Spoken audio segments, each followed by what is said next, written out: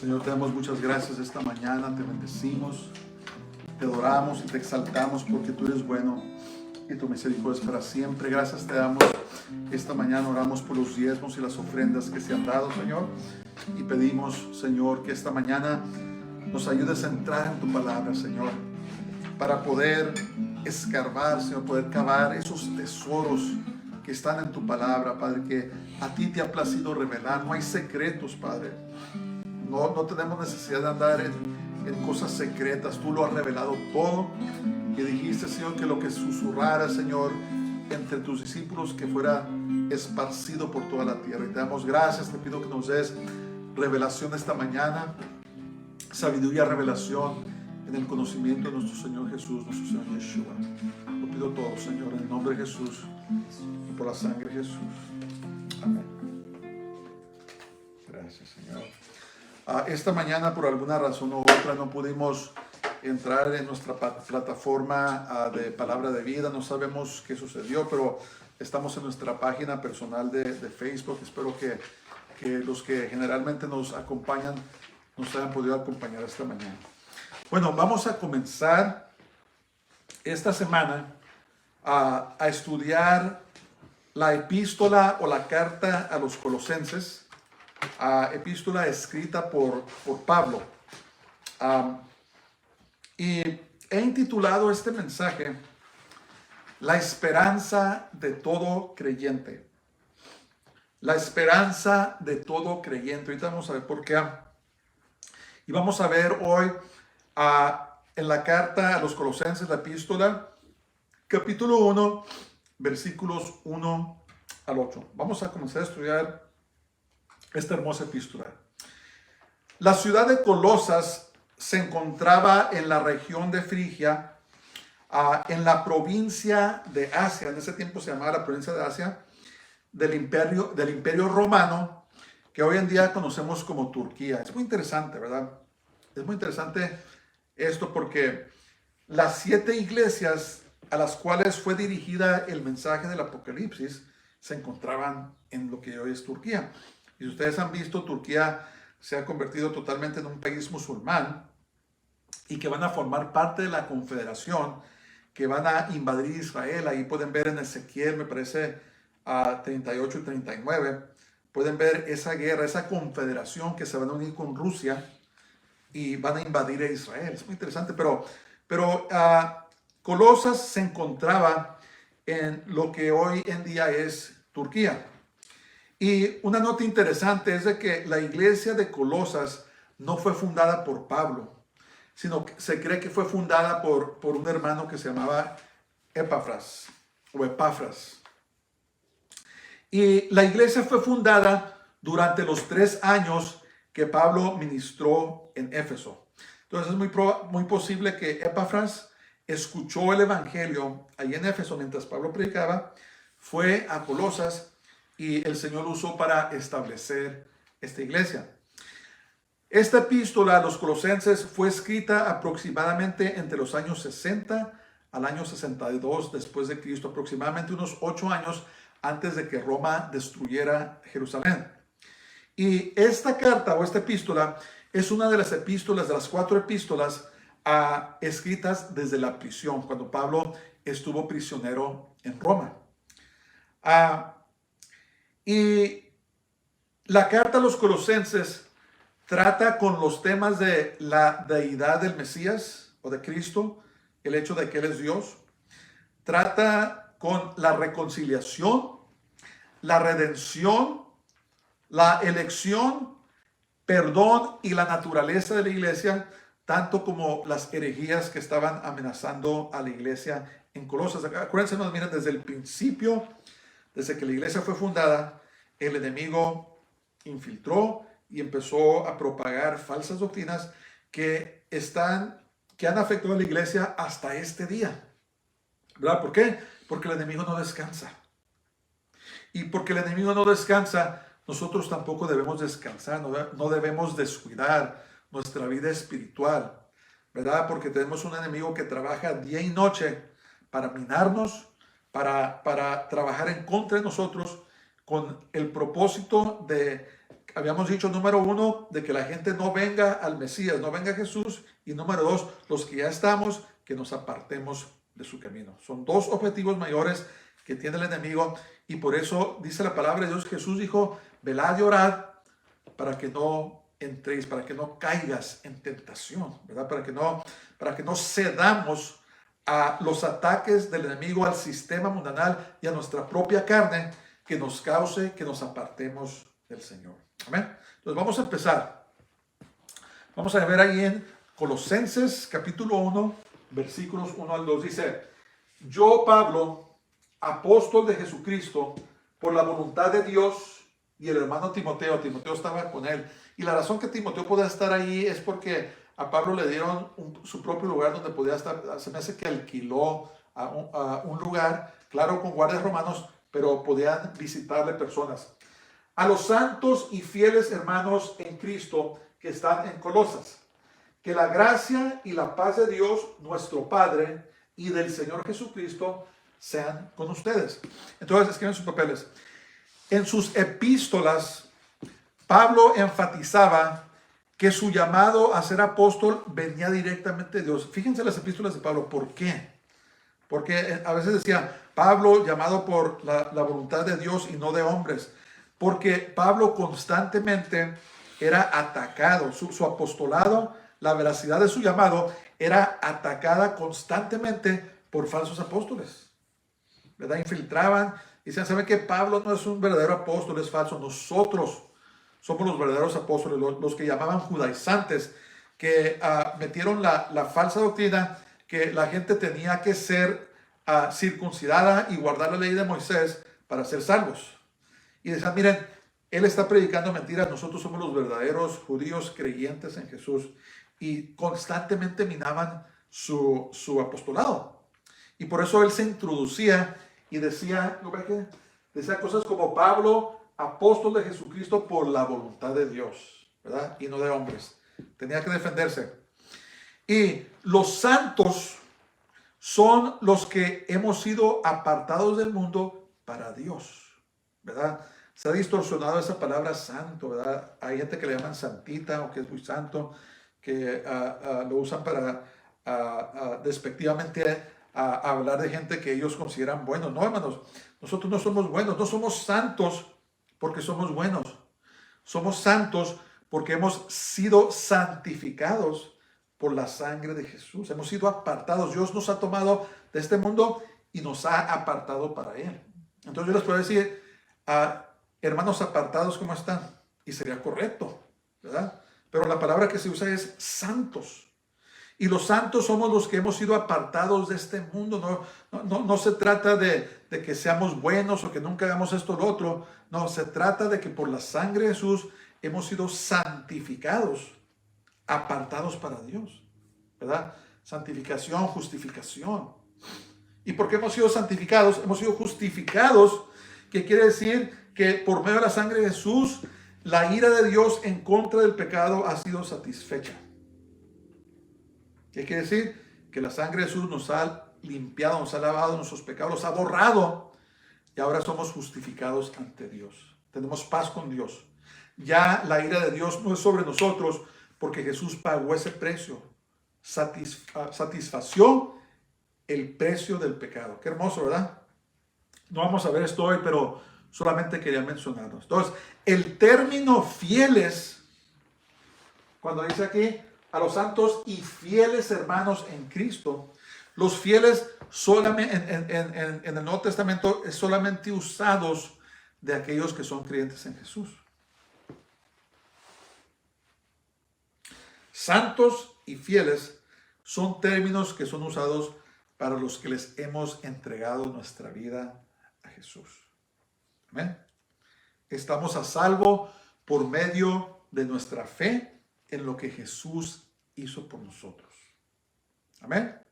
Y luego Pablo siempre saludaba con gracia y paz. Fíjense, escribió 13 epístolas y menciona gracia y paz, ¿verdad? A veces yo me fijo que en estos días ciertas denominaciones se saludan de cierta manera.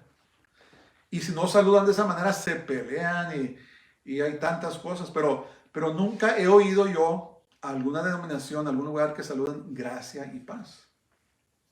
Y ese es el saludo que decía Pablo. ¿Por qué gracia?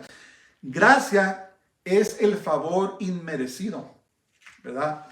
El poder, el favor que Dios derrama sobre sus hijos. En otras palabras, Dios no nos dio lo que merecíamos, sino que nos dio lo que no merecemos. Gracia. Y por eso Pablo se lo daba y decía, gracias, hermanos, que caiga más favor de Dios sobre ustedes. Que su misericordia abunde aún más en ustedes. Y luego paz. ¿Por qué paz? La paz del Señor, la paz de Dios. Dice la palabra de Dios que la paz de Dios, Pablo escribió, que sobrepasa todo entendimiento, guarde vuestros corazones y vuestros pensamientos. ¿En quién?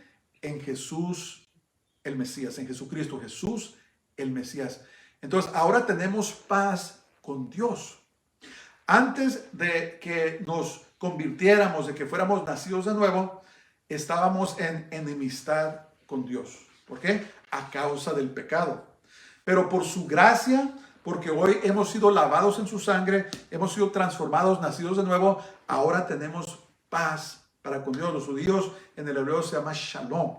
Y esa palabra shalom implica más que paz, sino que implica bendición, implica el favor de Dios. Entonces cuando Pablo saludaba gracia y paz, decía que Dios les dé más gracia, les dé más su favor y les continúe dando paz. Porque acuérdense, en esos tiempos existía mucha persecución a la iglesia, pues Pablo estaba escribiendo desde la prisión cuando escribió esta epístola. Y yo creo, hermanos, que hoy más que nunca, aún en nuestra sociedad, en estos tiempos, necesitamos la gracia y la paz de Jesús, ¿verdad?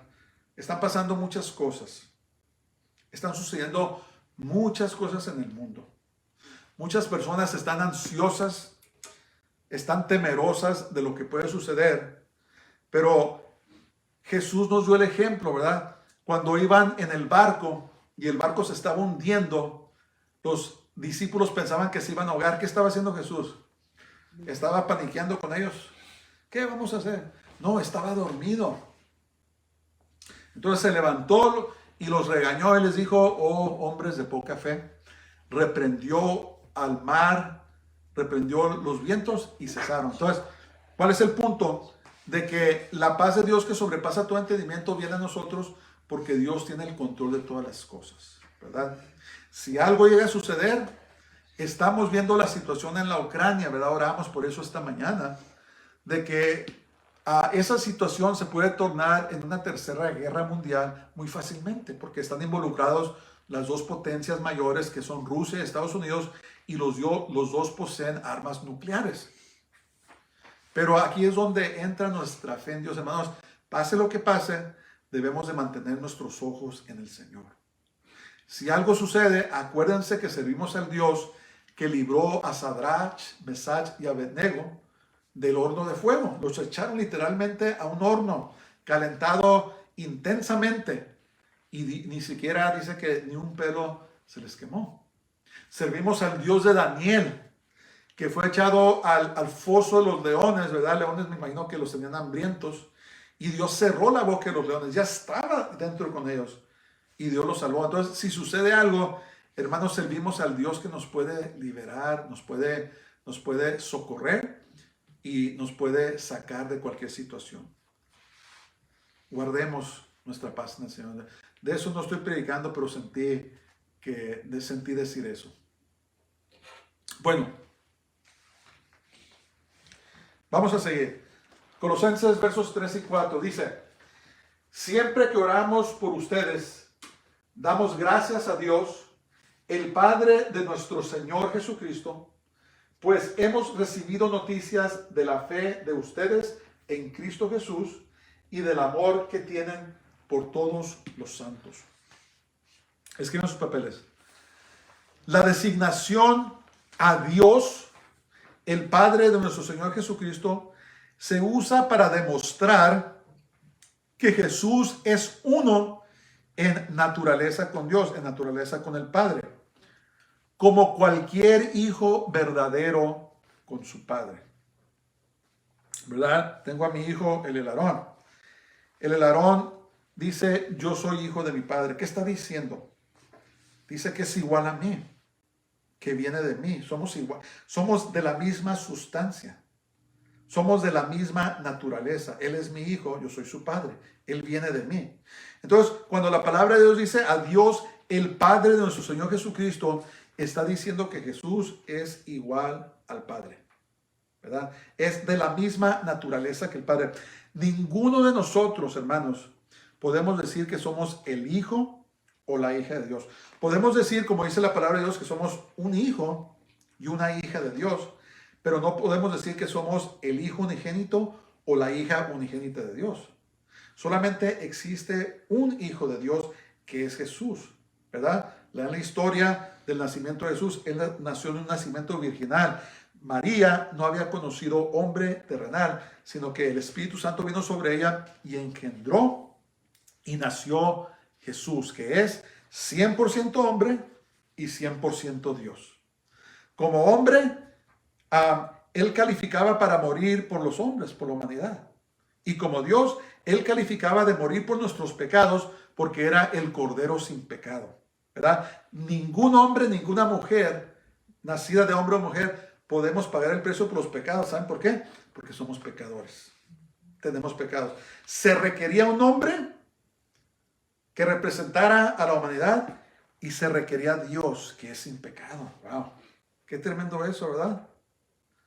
Entonces, estos versículos son una sólida afirmación de que Jesús es Dios. Hay muchas cultas que niegan que Jesús es Dios, pero el simple título, el Hijo de Dios, denota que Jesús es Dios. Acuérdense de eso, hermanos. Jesús, Yeshua, es nuestro Dios. Debemos adorarle, debemos alabarle, debemos de confiar, poner nuestra confianza completa en Él, porque Él es Dios. Esto es tremendo. Entonces los colosenses habían alcanzado la salvación, ¿por qué? Por medio de la fe en Jesús. Y ahora Pablo les estaba escribiendo. Y una característica de la salvación genuina es el amor por todos los creyentes. Dice, pues hemos recibido noticias de la fe de ustedes en Cristo Jesús y del amor que tienen por todos los santos.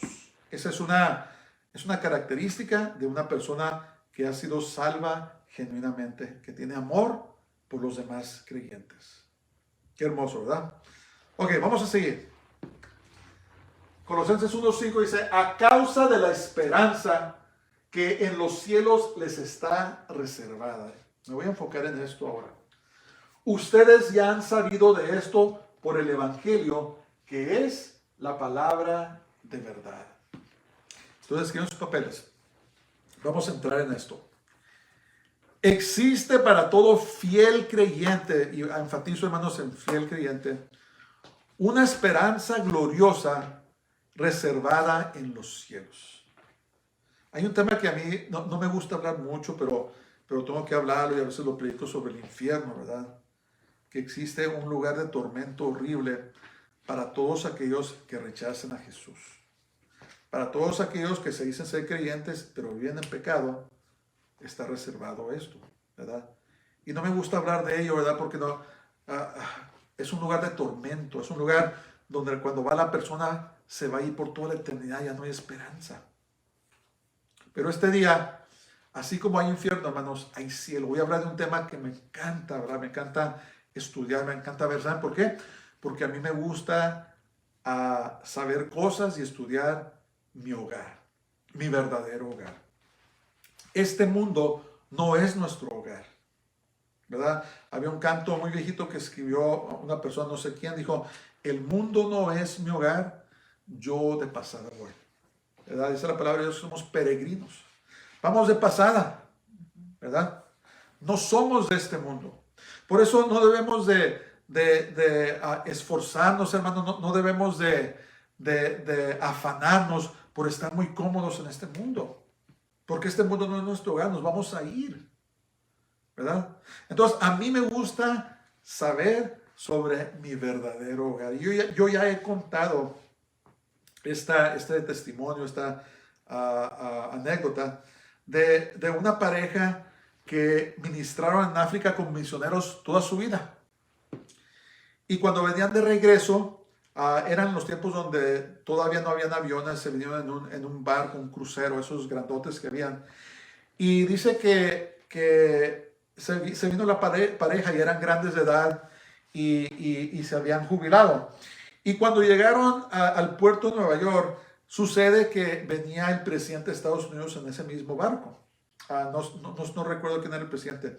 Pero cuando el presidente bajó del barco, había música, habían personas, habían mandatarios importantes de la ciudad para recibir al presidente y bienvenido, señor presidente, a casa y esto y lo otro. Y el misionero se quejó con Dios y dijo, Señor, estuvimos en África, pasamos tantas cosas, tantas durezas como misioneros, pagamos un precio muy grande y ahora regresamos a casa y nadie nos recibe. Y el Señor le contestó, ¿saben qué le dijo? Le dijo, es porque todavía no llegas a casa. Wow. Entonces quiere decir que le esperaba algo muy bueno cuando deberás llegar a casa, ¿verdad? Es tremendo eso. Entonces, este mundo no es nuestro hogar. Como dijo Jesús, buscad primero el reino de Dios y su justicia, y todas estas cosas serán añadidas. Dice, no hagan tesoros aquí, dice, porque van a perecer, se los pueden robar, puede perecer, se puede corromper. Dijo, hagan tesoros en el cielo, donde nada les puede robar, no se corrompe, donde nunca se va a perder, ¿verdad? Entonces vamos a hablar un poco sobre nuestra casa este día, sobre nuestro verdadero hogar. Cuando lleguemos ahí, hermanos, ya nunca nos vamos a ir. Ese es nuestro verdadero hogar. Entonces, el objetivo final de todo creyente es de ir a vivir con Jesús al cielo. Ese debe ser nuestro final. Todo lo demás en este mundo son medios. Nuestro trabajo, nuestras casas, todo. Nuestro trabajo es un medio ¿para qué? Para recibir ingreso y vivir. Nuestro hogar, nuestra casa es un medio para vivir en esta vida, ¿verdad? Todo lo que hacemos, los médicos, las carreras, todo el dinero, es solamente un medio. Nuestro fin, nuestro final, ¿qué es? Es irnos a vivir con Jesús para siempre. Eso es nuestra meta. A eso vamos trabajando, ¿no? Todo lo que hacemos por el Señor, lo estamos haciendo porque un día queremos que nos premie, ¿verdad? Pero nuestra meta final es ir a vivir con Jesús. Si a mí el Señor no me diera nada, yo estaría satisfecho con irme a vivir con Él. Yo no me quiero ir al infierno, yo no me quiero ir al lago de fuego. Ni siquiera quiero pensar eso, que el Señor tenga misericordia y derrame su gracia sobre nosotros para poder llegar hasta el final. Porque dice la palabra de Dios que el que persevera hasta el fin, este será salvo. Y yo no me quiero ir al infierno, hermanos, les digo desde ahora. Yo no me quiero ir al lago de fuego, yo me quiero ir a vivir con Jesús, con el Padre, con el Espíritu Santo, con los ángeles santos, con los espíritus de los hombres redimidos. Yo me quiero ir a vivir con Jesús para siempre. Yo no quiero nada, como dijo, escribió el salmista, dijo, ¿a quién tengo allá en los cielos sino a ti? Dice, y fuera de ti no quiero nada. Mi corazón y mi carne desfallecen, pero tú eres la fuerza de mi corazón y eres mi porción para siempre, ¿verdad? Jesús es nuestra porción para siempre. Fuera de Jesús, yo no quiero nada. Amén. ¿Por qué? Porque me quiero ir a vivir con mi Jesús para siempre. Que Dios nos ayude, hermanos. Están llegando tiempos donde nuestra fe va a ser probada. Pidámosle a Dios, ¿verdad? Oremos como dice ahí en Lucas 21, no me recuerdo el versículo, pero dice, velad y orad para que sean hallados dignos de escapar las cosas que vienen a este mundo, estas cosas terribles. Dice, y estar de pie delante del Hijo del Hombre. Ok. Como sabemos que nos esperan cosas buenas, perdón, hago una pregunta. ¿Cómo sabemos que nos esperan cosas buenas después que hayamos partido de este mundo? ¿Cómo sabemos? La respuesta es, Jesús lo prometió. Vamos a ver esto en Juan, capítulo 14, los primeros 3 versículos. Dice: no se turbe vuestro corazón. Creéis en Dios, creed también en mí. Creéis en el Padre, creed también en mí. En la casa de mi Padre muchas moradas hay. Okay, esa palabra moradas habla de un lugar donde vivir. Algunas versiones lo traducen en mansiones, pero es un lugar donde vivir. Si así no fuera, yo os lo hubiera dicho. Voy pues a preparar lugar para vosotros, y si me fuere y os prepararé lugar, vendré otra vez y os tomaré a mí mismo, para que donde yo estoy, vosotros también estéis. Qué hermoso eso. Ya escribimos, ¿existe para todo fiel creyente? Ok. Entonces, en primer lugar, Jesús nos dijo que no nos turbemos por lo que pasemos en esta vida, ¿verdad? Dijo, no se turbe vuestro corazón. Y hermanos, miren, es difícil. Yo lo reconozco. ¿Por qué? Porque en esta vida pasamos por muchas cosas, ¿verdad? Pasamos por tantas cosas en esta vida, a veces tantas durezas.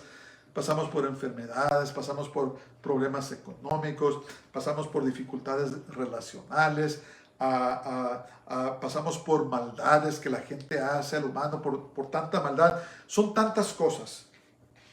Pero Jesús nos enseñó a no enfocarnos en este mundo, sino en sus promesas, ¿verdad? Por eso tenemos que estar en la palabra, hermanos. Por eso tenemos que estar en oración.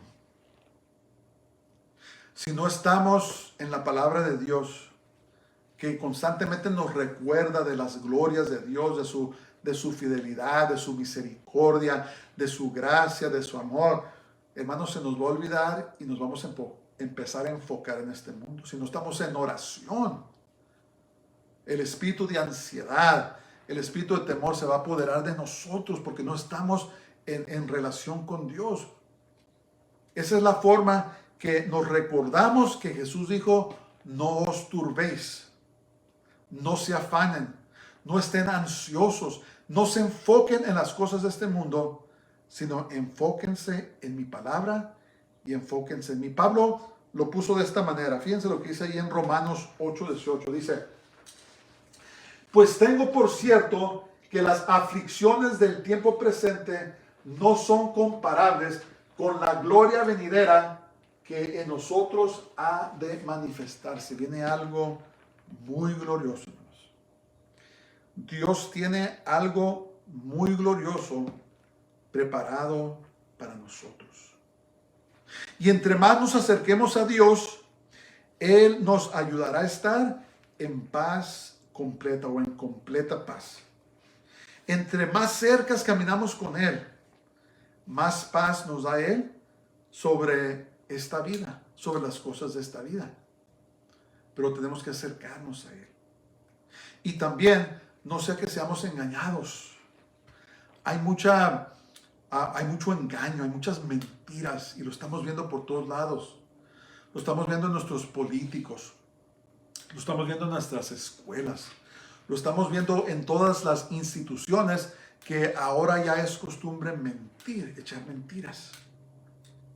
Y si no estamos cerca de Jesús, podemos caer en el gran engaño que viene, que habla ahí la Biblia. Me parece que la primera carta a los tesalonicenses habla sobre un gran engaño que va a ser enviado al mundo. Si no estamos cerca de Jesús, hermanos, podemos ser engañados. Entonces, lo primero que Jesús dijo es que en el cielo muchas moradas hay. Algunos lo traducen muchas mansiones.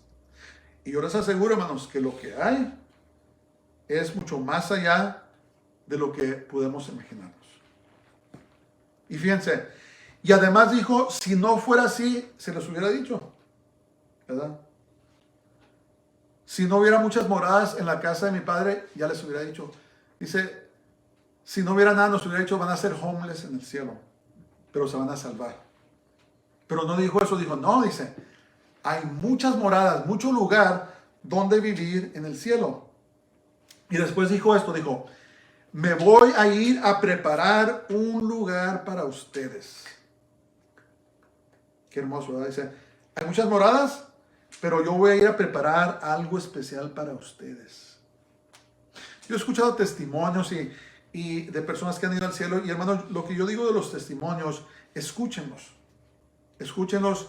y compárenlos a la Escritura.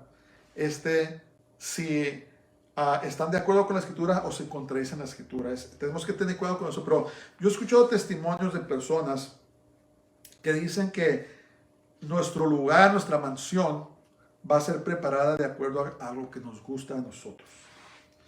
Y yo no miro nada en la Escritura que contradiga eso, y tampoco me voy a poner a ser dogmático y decir, hermano, ¿sabes qué? Lo que te gusta, no. Pero va en acuerdo con la naturaleza de Dios, porque Dios es bueno, ¿verdad? Dice la palabra de Dios que nosotros como padres terrenales les damos cosas buenas a nuestros hijos y somos malos, somos pecadores. Cuanto más nuestro Padre Celestial, que es bueno, no nos dará cosas buenas. Entonces, yo sí me atrevo a pensar que mi mansión, mi lugar donde voy a vivir, Dios la está haciendo de acuerdo a lo que me gusta. Pero es mucho más allá de lo que podemos imaginarnos. La hermosura, lo grandioso, lo asombroso de ese lugar hacia donde vamos, no puede ser descrito con palabras humanas. Pero dijo Jesús, me voy a ir a preparar un lugar para ustedes. Y además dijo, si me voy a preparar un lugar, voy a regresar por ustedes. ¿Qué les parece? Jesús no miente. Jesús es el camino, Él es la verdad. Jesús no miente. Entonces dijo, miren, dice, me voy a ir, pero les voy a ir a preparar un lugar especial. Y si me voy a regresar por ustedes. Una promesa que la iglesia hemos estado agarrados desde hace 2000 años, que Jesús regresó al cielo, que Él va a regresar por nosotros. Y luego dice, y así estarán conmigo para siempre. Qué hermoso eso, ¿verdad? Esto me recuerda a una boda del Medio Oriente en esos tiempos. Las bodas duraban 7 días. Y lo que pasaba era que el novio se comprometía con la novia y le daba unas arras. ¿Cómo se llama eso cuando das algo por la novia? Las llaman arras, pero hay otra expresión. Cuando le das algo al padre, a la novia por... ¿cómo se llama? Dowry. En inglés es dowry, pero en español, ¿qué es? ¿No se acuerdan? Bueno, es una garantía que el novio le daba al padre para decir, voy a regresar por mi esposa. Y lo que sucedía era que el padre y el hijo se regresaban a su casa y el hijo se ponía a construir un lugar donde iban a vivir él y su esposa. Y cuando ya estaba terminada la casa, entonces el padre del hijo iba y inspeccionaba todo. Y cuando el padre decía que ya era tiempo, decía, ok, mijo, ve por tu esposa. Y lo curioso de esto es eso, que el novio o el esposo no avisaba cuando iba por la novia. Podía ir de día o podía ir de noche. Entonces, ¿cuál era el trabajo de la novia, la esposa? Su trabajo era de estar preparada en todo momento, porque su esposo, su novio, podía regresar en cualquier momento. Entonces tenía que tener el vestido listo, tenía que tener las preparaciones listas, porque cuando llegaba, se anunciaba que ya llegó el novio, ¡pum!, se tenía que ir.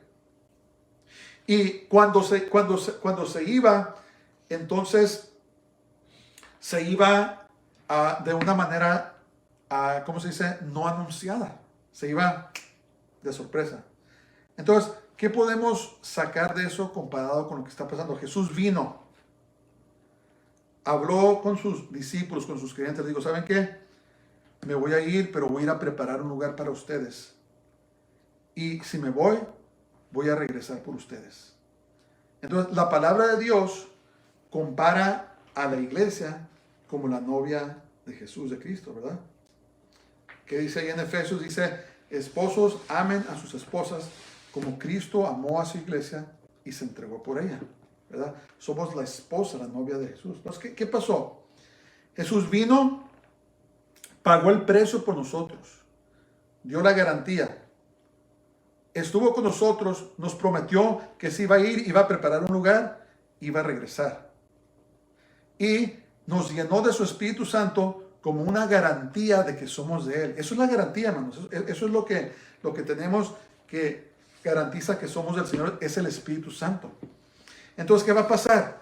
Jesús, dice la palabra de Dios, que nadie sabe el día y la hora, ni el Hijo, ni los ángeles, ¿verdad? Así dice. Entonces, ¿qué está pasando? Se regresó Jesús a preparar los lugares. Cuando el Padre diga, ok, mijo, ve por tu iglesia, va a regresar. ¿Y cómo va a regresar Jesús? Va a regresar en un día que menos esperamos. ¿Cuál es nuestro trabajo? Nuestro trabajo es estar preparados para cuando regrese el novio, regrese el esposo. Porque va a regresar en un abrir y cerrar de ojos. Si no estamos preparados, ¿qué va a pasar? Nos vamos a quedar. Si estamos preparados, nos va a llevar. Ese es nuestro trabajo. Entonces, esto es lo hermoso, que Jesús dijo, me voy a ir, voy a preparar un lugar para ustedes, pero me voy a regresar por ustedes. Y ¿saben qué, hermanos? Yo creo que está muy pronto a suceder esto. Está mucho más cerca Jesús de venir por su iglesia de lo que nosotros pensamos.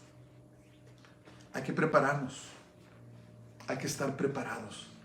Hay que quitar los ojos tanto de esta vida, de este mundo, y fijarlos en el Señor. Porque Él viene pronto. A lo mejor ya está terminando tu casa. A lo mejor ya está terminando mi casa. ¿Verdad? De todos los que han sido salvos. Y solo espera la palabra del Padre que va a decir, hijo, ve por tu esposa. Ve por tu novia. Y la palabra de Dios dice que Él viene por una iglesia sin mancha y sin arruga. Seguir la paz con todos y la santidad sin la cual nadie verá al Señor. Él viene pronto. Entonces, ¿qué nos espera cuando partamos de esta vida? ¿Cómo es el cielo de Dios?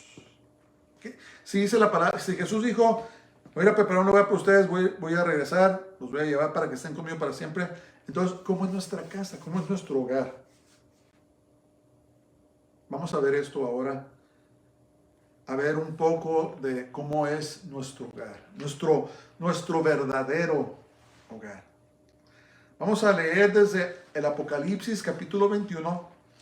Y vamos a ver los versos 9 a 27. De esto sí me encanta hablar. Me gusta hablar de mi hogar. Me gusta saber de mi hogar. Me gusta estudiar sobre mi hogar.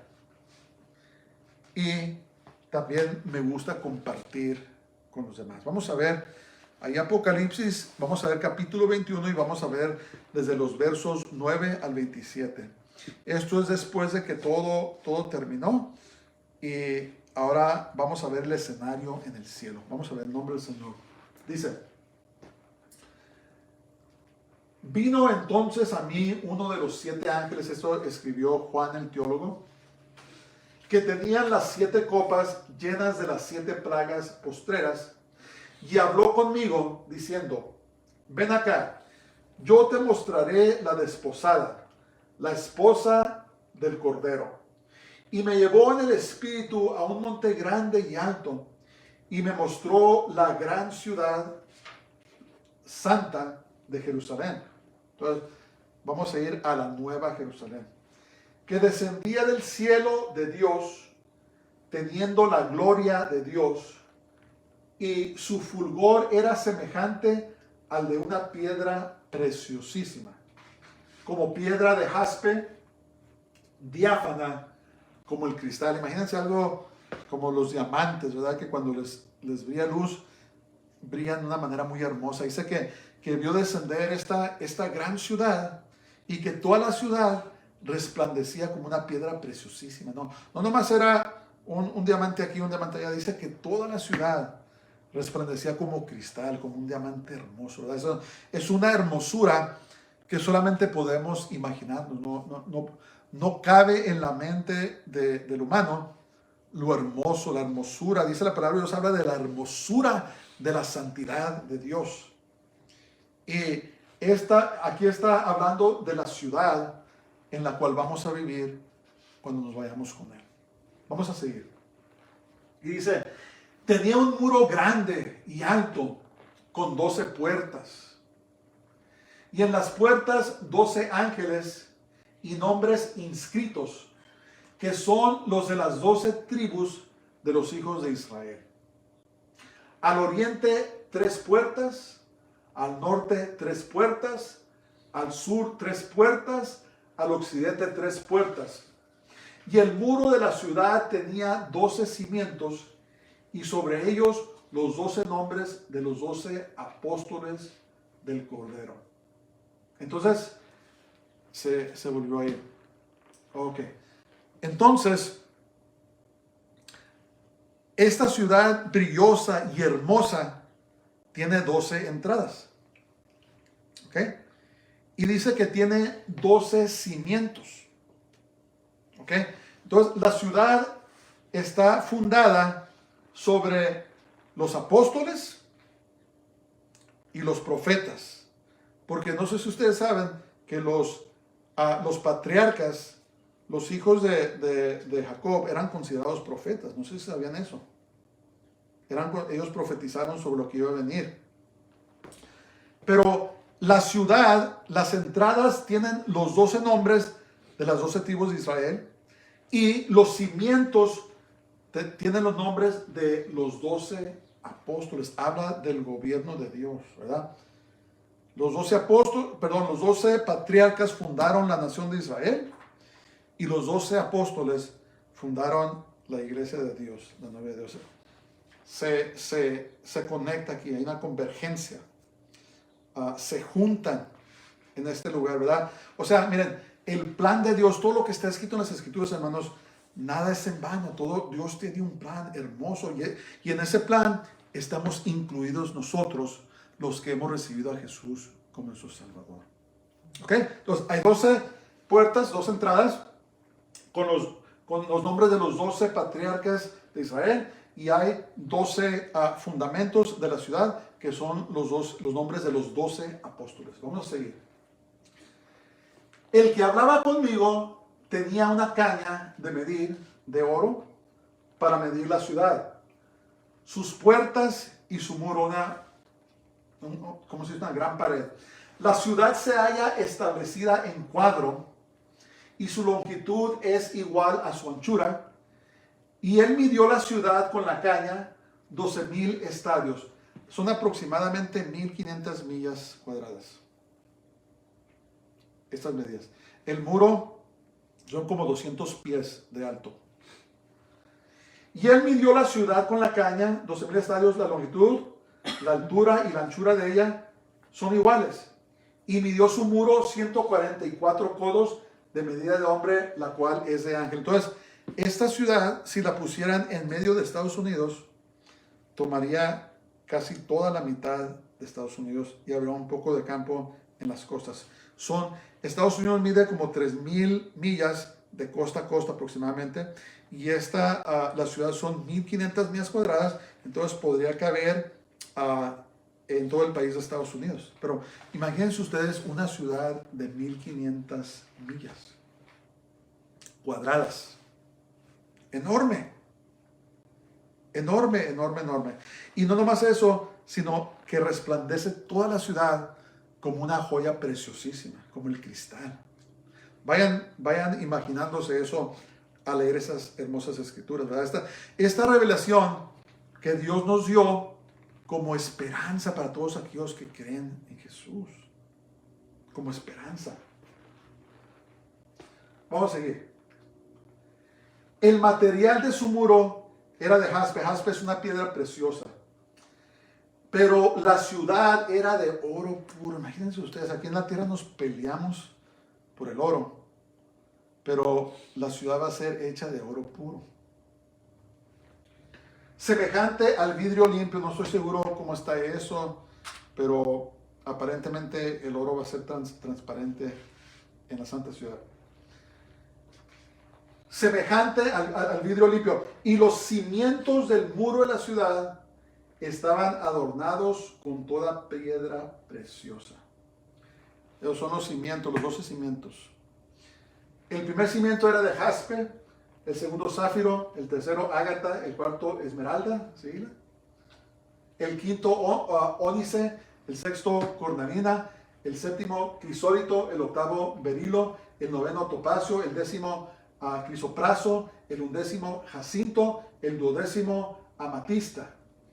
Entonces, el cimiento de la ciudad, los 12 niveles, son puras piedras preciosas. Yo con trabajo he visto los diamantes, hermanos. Con trabajo he visto la rubí, que es una piedra preciosa muy hermosa. Pero aquí estamos hablando de 12 piedras preciosas. Y todo el cimiento de la ciudad, 1500 millas cuadradas, es de piedra preciosa. Imagínense eso. Aquí, como les digo, nos estamos peleando por el dinero, por el oro y la plata, pero en el cielo va a ser el material de construcción. Pónganse a pensar en eso. Pónganse a pensar en la hermosura de la revelación que se le fue dada a Juan. O sea, nos esperan cosas buenas, ¿verdad que sí? Nos espera algo glorioso a los que creemos en el Señor.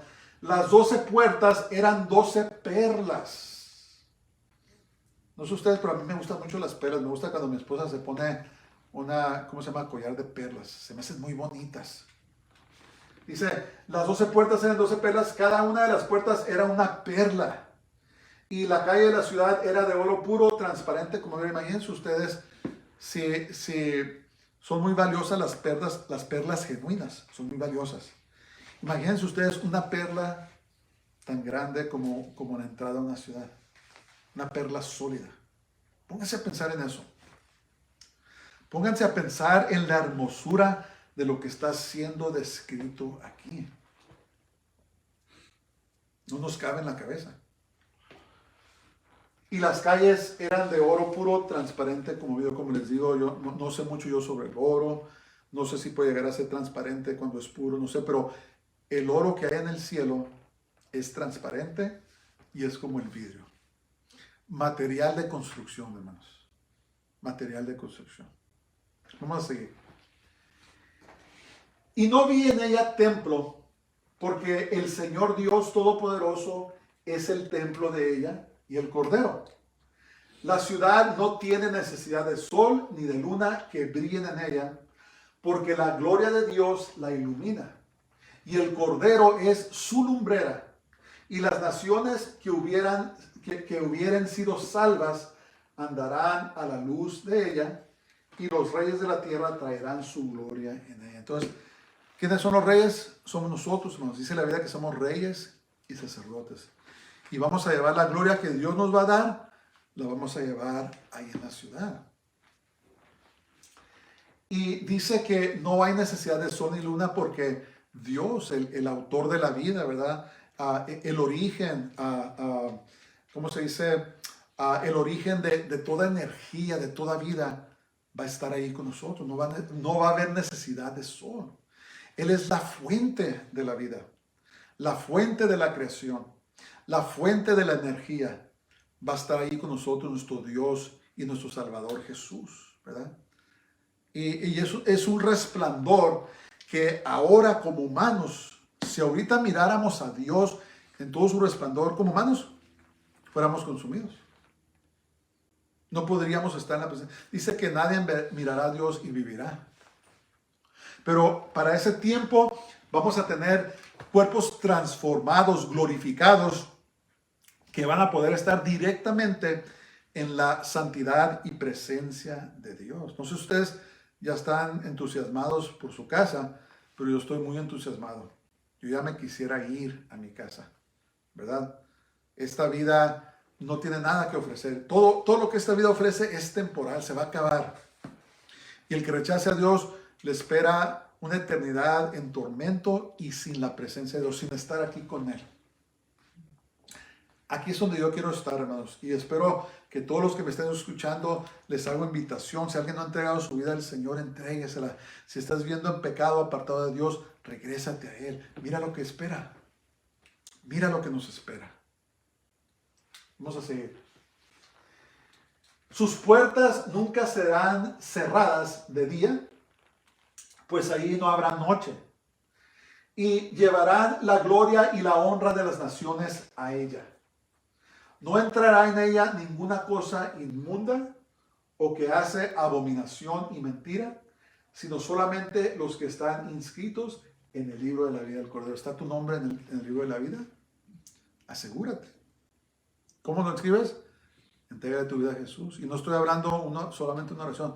Decide que te vas a arrepentir de tus pecados, que vas a dejar de caminar en la dirección del mundo y vas a decidir entregar toda tu vida y seguir a Cristo completamente. Entonces tenemos que recibir al Señor de todo nuestro corazón. No nomás hacer una oración y vivir la vida como siempre, no. Tenemos que ser discípulos de Jesús. Jesús dijo, si alguno viniera en pos de mí, dijo, niéguese a sí mismo, tome su cruz y sígueme. La cruz es la obediencia. Tenemos que ser discípulos de Jesús. Tenemos que caminar con Él. Tenemos que hacer esa decisión. Y cuando entregamos nuestra vida a Jesús, hermanos, cuando de veras hay un nacimiento de nuevo, dice que nuestros nombres están inscritos en el libro de la vida. A mí no me interesa si mi nombre es conocido en esta tierra o no, no me interesa. A mí lo que me interesa es que mi nombre sea conocido en los cielos, ¿verdad? Jesús les dijo, no se maravillen, no se alegren de que los demonios se sujetan a ustedes en mi nombre. Dice, maravíllense, alégrense que sus nombres están escritos en los cielos, en el libro de la vida. Amén. Vamos a seguir. Es todo. Entonces, esto es solamente una pequeña descripción de lo que nos espera, hermanos. Nos esperan cosas asombrosamente hermosas. Su magnitud, la hermosura de la gloria de Dios es indescriptible. No podemos comprenderla, ¿verdad? Solamente Juan, en los términos limitados que tenemos el idioma, los idiomas terrenales, escribió esta preciosa descripción. Pero ojo no ha visto, ni oído ha oído lo que Dios tiene preparado para nosotros, hermanos. Es hermoso. Es hermoso. Y Dios es bueno. Y Él no quiere que nos perdamos. Él quiere que nos vayamos a vivir. Yo me quiero ir y yo quiero que tú te vengas a vivir con nosotros. Yo no me quiero quedar aquí, hermanos. Yo no quiero estar separado de la presencia de Dios por toda la eternidad. No. Yo quiero vivir con Él. Pon tu confianza en Jesús. Tenemos que luchar y batallar en esta vida, pero si ponemos nuestra confianza en Jesús, Él nos va a ayudar a atravesar por todo lo que tengamos que pasar y vamos a ir a la vida eterna. Pon tu confianza en Él, plena en Él. Pase lo que pase, pasen cosas duras, decepciones, lo que sea. No te sueltes de Jesús. No te apartes de Él. Sigue con Él, pídele ayuda.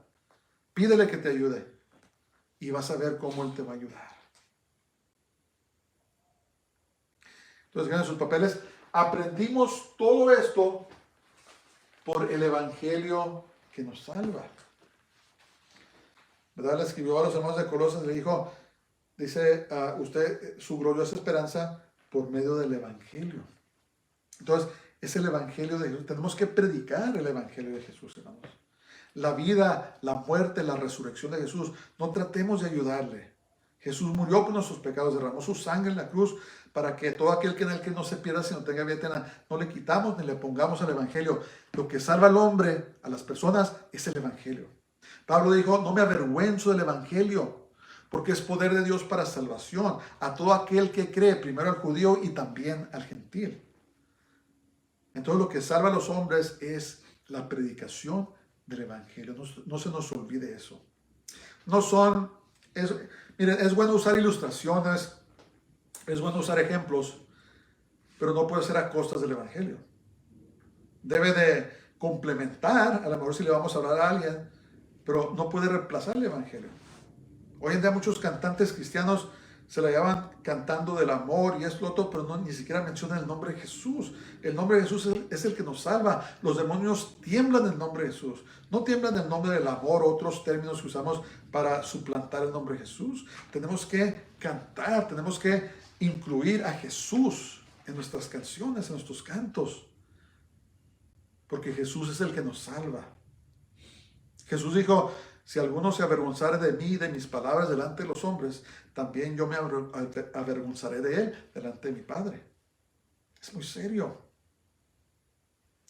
Y la palabra evangelio es la palabra griega euangelion, de donde viene la palabra evangelia, que significa buenas noticias de victoria. Era una palabra que era usada para una gran victoria, especialmente militar en el pasado.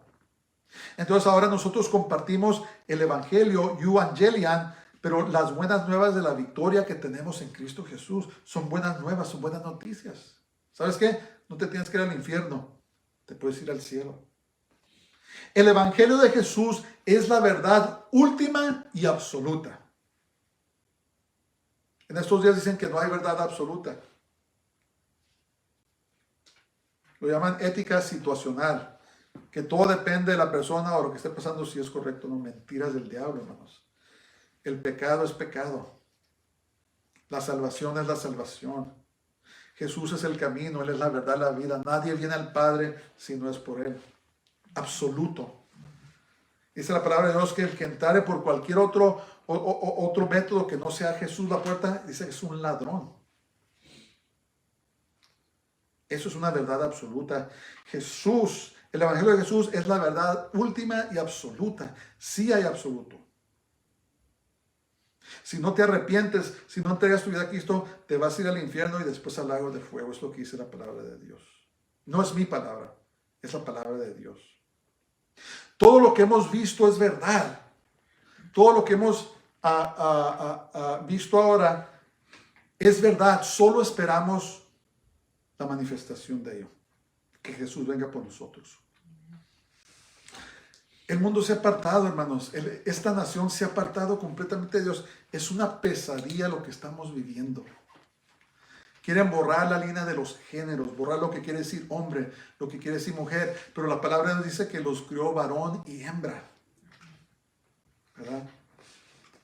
Todo lo que es de Dios, su naturaleza, la están torciendo. Esto es el enemigo, hermanos, que vino solamente a matar, a hurtar y a destruir.